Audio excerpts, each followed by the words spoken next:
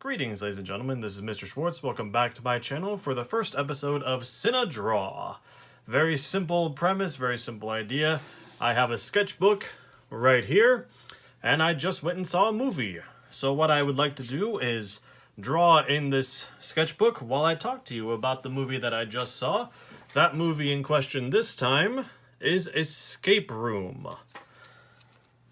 So let's go ahead and get the drawing started right up here. So what I've decided for this whole series is that I want to, well, I am an AMC A-lister for movies and such. So what that means is, if you don't know what that is that I can go and see up to 3 movies a week for $20 a month. I'm probably not going to go and see 3 movies every single week. There's not that many things out that I want to see.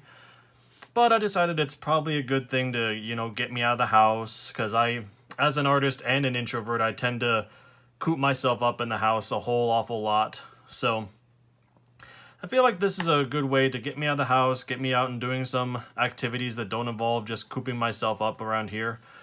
So what I decided is that I think it'd be pretty fun to just come right back from viewing the movie and give you all my thoughts, while I do something more entertaining than just sitting in front of the camera. And I'm gonna do it this way because the only other option is that I talk to my wife about the movie, and she loves me, she really does, but I do tend to quote-unquote jaw-jack a lot when it comes to talking about movies, and she gets uninterested real fast. So this way I can talk to you guys about it and sort of get my thoughts out there for everyone to see.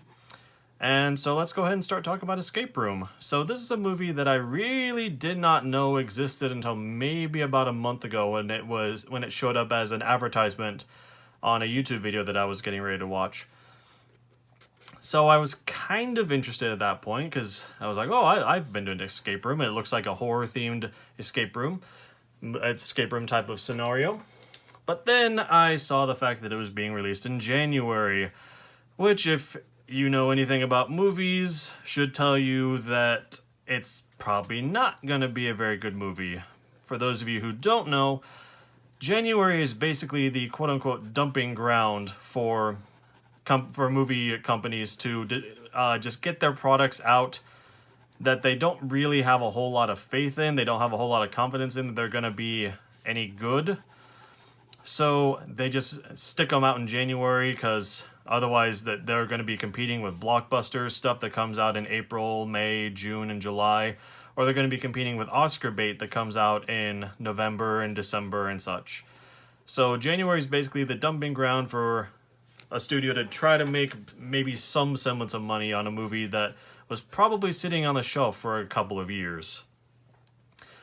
And so I was pretty nervous when I found out that Escape Room was coming out in January because I can count on a couple fingers what movies have come out in January that have turned out to be anywhere near decent or good.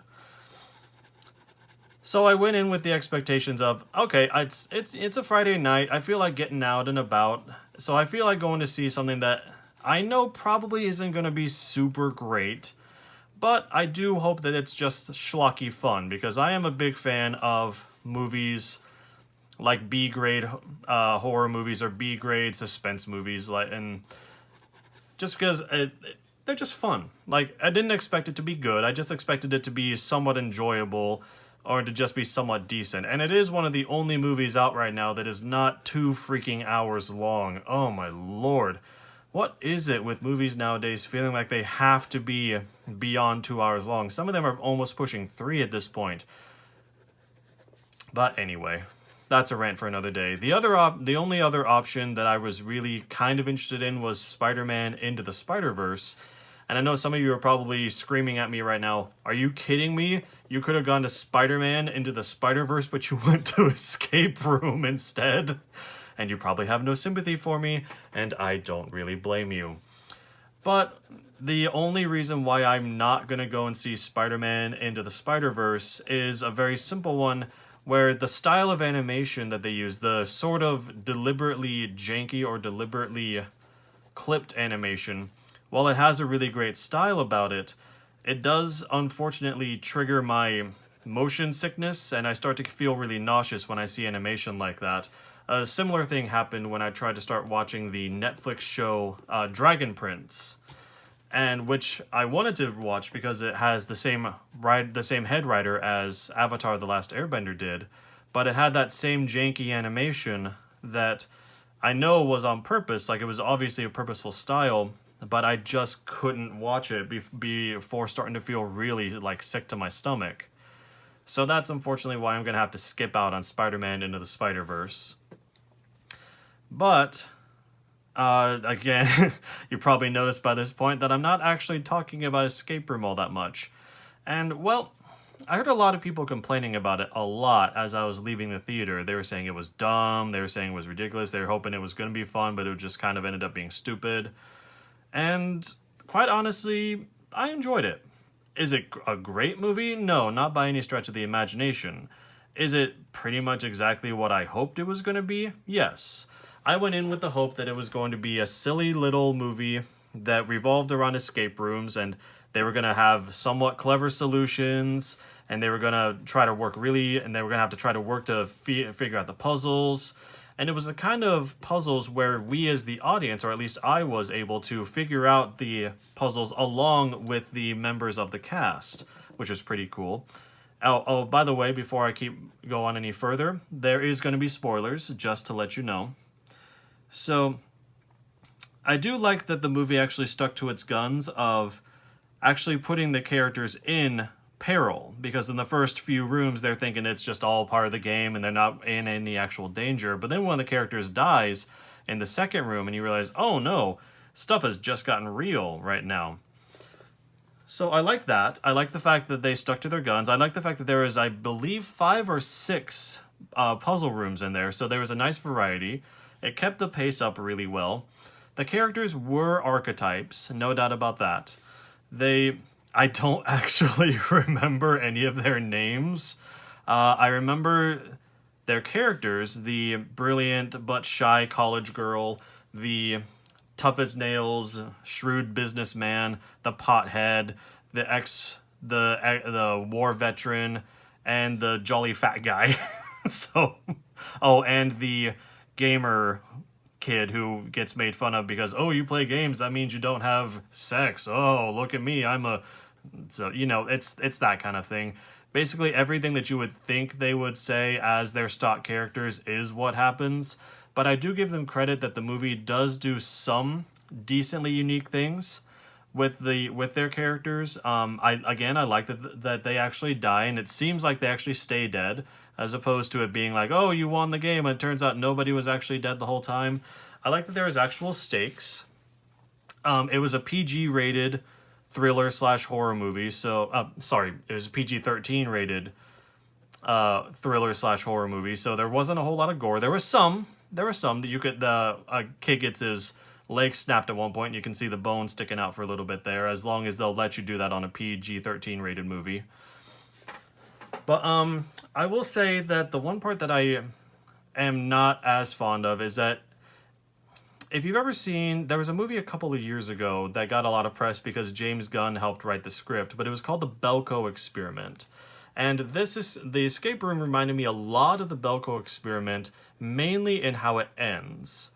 And again, major spoilers here, but when the characters quote-unquote get out, they don't actually get out, because it's an evil, all-powerful organization that somehow has the ability to just randomly take these people and kill them and then not get any repercussions for it.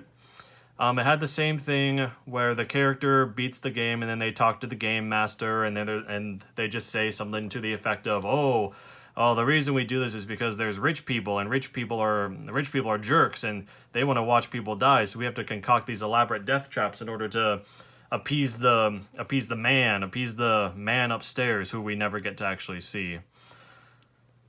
So I won't say it's a bad movie. Most certainly I enjoyed myself. And I guess the question is, would I have enjoyed it if I hadn't been a AMC A-lister and been able to see it basically for free? Because my ticket would have cost about $6. And for $6, I think it is worth watching. I don't think it's one that you need to run out and see immediately, but I do think if you know going in that it's not going to be a great movie, it does stick to its guns. Almost the entire movie takes place in the escape rooms. You get a nice variety of them. You get some fun stakes. You get some fun tension. I enjoyed it quite a bit. The characters are stock. One of them turns out to be a cold-blooded murderer who believes in the whole survival of the fittest kind of deal. If you remember the descriptions I gave earlier, you can probably figure out which character that is. Sometimes the characters act stupid just for the sake of being stupid in order to move the plot along. And sometimes the puzzle rooms can get a little bit on the cheap side. Like the very first one I think is the cheapest of all of them. Like, there's a situation that happens because one of the characters tries to actually, play the escape room, but it ends up screwing all of them over by turning on one of the death traps.